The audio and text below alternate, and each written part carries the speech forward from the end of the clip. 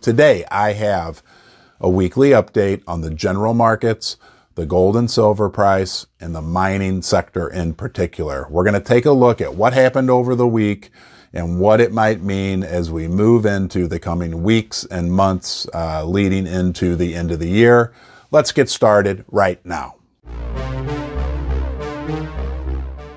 The S&P 500 was down about 1% this week.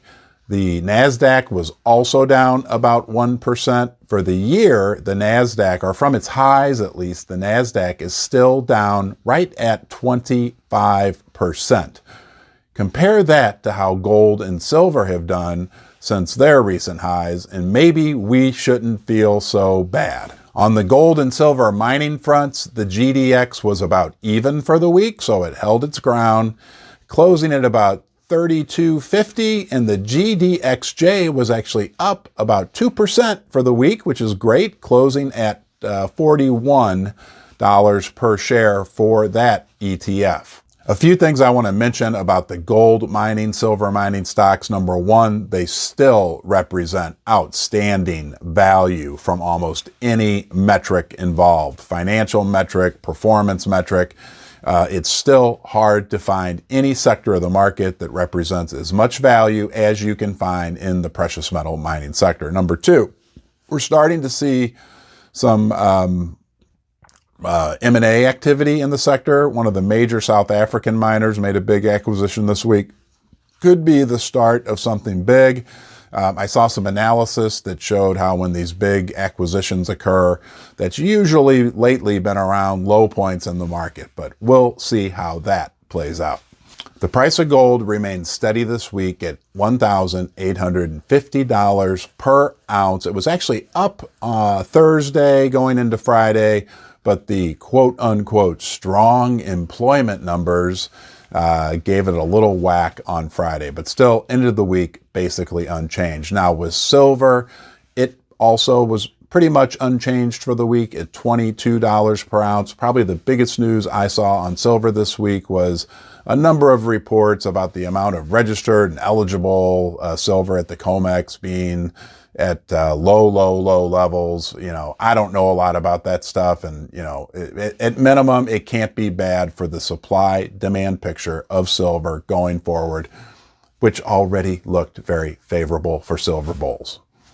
The U.S. dollar index, the DXY, ended the week at 102, basically unchanged this week and a little bit off its recent high of 105.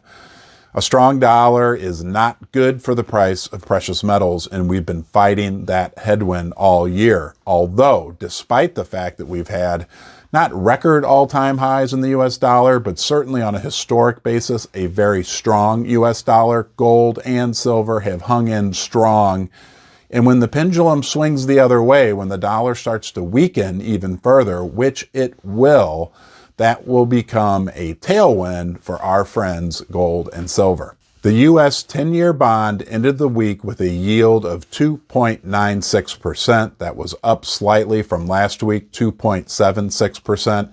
Higher interest rates are also bad for gold and silver. So we've been fighting that headwind, that significant headwind for the last year. Again, just like the U.S. dollar, when that pendulum swings back the other way, which it will, that will become a tailwind for our friends gold and silver. I feel like I just repeated myself because I did. We have potential confluence of tailwinds for gold and silver as we move into the end of the year.